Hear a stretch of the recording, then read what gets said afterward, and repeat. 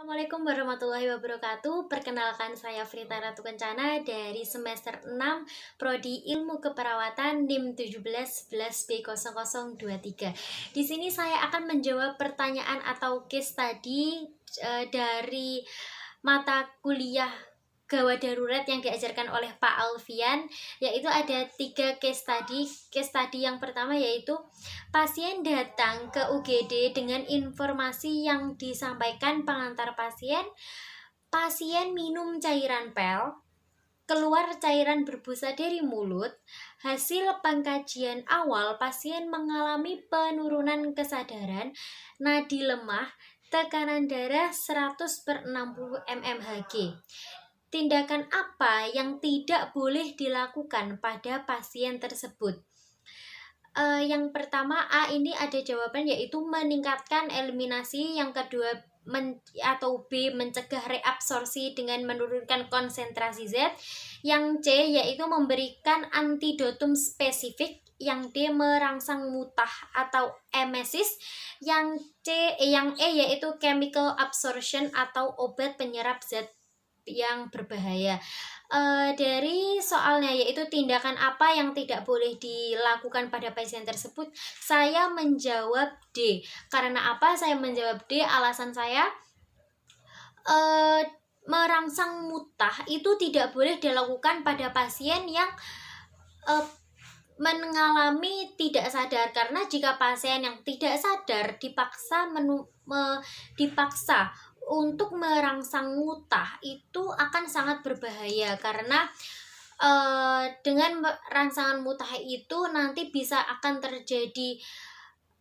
akan terjadi pengeluaran zat zatnya atau cairannya itu dari lambung, dan itu akan sangat berbahaya jika dilakukan pada pasien yang tidak sadar. Sehingga jawaban saya yaitu D, yaitu merangsang mutah.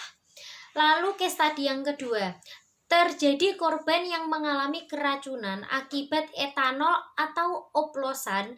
Korban tidak sadar, nadi masih teraba lemah, hipotensi, ada usaha nafas.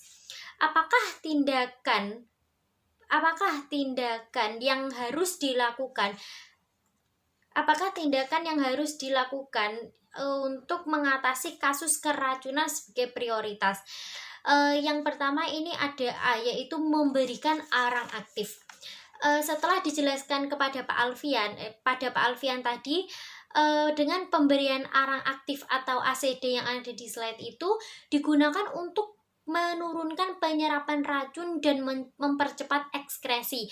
Tapi pemberian arang aktif ini dilakukan hanya untuk pasien sadar, sedangkan di soalnya untuk pasien korban tidak sadar. Lalu yang B, memberikan metanol sebagai antidot. Metanol itu digunakan sebagai pelarut pada zat-zat berbahaya yang di dalam tubuh. Lalu yang C, gastrik lavas atau sering kita dengar itu NGT atau kumbah lambung, itu juga hanya dilakukan pada pasien yang sadar, sedangkan di soal pasiennya korban tidak sadar. Lalu yang D, yaitu pemberian emetik. Pemberian emetik ini digunakan untuk dapat merangsang pasien itu mutah. Tadi sudah dijelaskan juga bahwa mutah itu tidak direkomendasikan pada pasien yang mengalami penurunan kesadaran atau ini bahkan korbannya tidak sadar. Sehingga jika pemberian emetik ini jika dilakukan dengan posisi pasien terbaring pun, itu juga sangat tidak direkomendasikan. Lalu yang E, yaitu purgation. Purgation itu untuk meminimalisir absorpsi yang diberikan untuk pasien. Tapi pada purgation ini tadi itu pada pasien yang keracunan tablet. Sedangkan di soal ini pasien keracunan akibat etanol atau oplosan. Tapi ini juga pada pasien yang sadar, sehingga tidak diperbolehkan pada pasien yang tidak sadar. Sehingga oleh karena itu jawaban saya yaitu metanol sebagai pelarut, ya, atau B, B. Memberikan metanol. Lalu case study yang ketiga, seseorang mengalami kejadian digigit ular, tampak bengkak di sekitar luka, nyeri dan belum dibawa ke UGD. Tindakan awal yang harus dilakukan sebelum mendapat sabu adalah A. Melakukan penghisapan pada daerah gigitan. Pemahaman saya, jika dilakukan penghisapan pada daerah gigitan itu sama seperti kita memberikan bakteri, karena air liur kita ini kan sangat banyak bakterinya, sehingga jika kita memberikan hisapan atau sedotan pada area yang digigit ular itu yang pertama bisanya masuk ke dalam tubuh kita lagi, atau kita memberikan bakteri di area luka tersebut, sehingga itu sangat tidak direkomendasikan. Yang kedua yaitu fiksasi pada yang B dan C ini fiksasi pada bagian proksimal dan distal dari gigitan. Kalau yang C fiksasi pada tempat gigitan ular.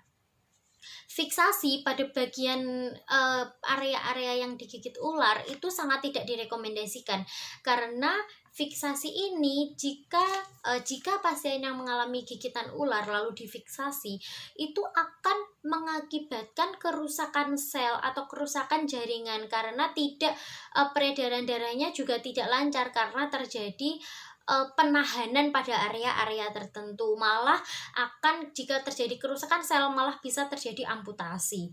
Lalu yang D, merendahkan posisi yang digigit ular. Jawaban saya mungkin ini merendahkan posisi yang digigit ular, karena dengan merendahkan posisi yang digigit ular, yaitu lebih rendah dari posisi jantung, hal ini bisa menurunkan atau racun-racun yang sudah masuk ke dalam tubuh itu tidak bisa langsung menyebar ke seluruh tubuh, sehingga dengan cara inilah pasien digigit ular akan bisa lanjut ditangani dan tidak ada hal-hal yang tidak diharapkan ke depannya. Lalu melakukan insisi pada luka. Melakukan insisi pada luka ini juga tidak direkomendasikan, karena melakukan insisi atau penyayatan luka ini akan menambah luka tambah lebar dan juga terjadinya infeksi-infeksi yang akan terjadi selanjutnya.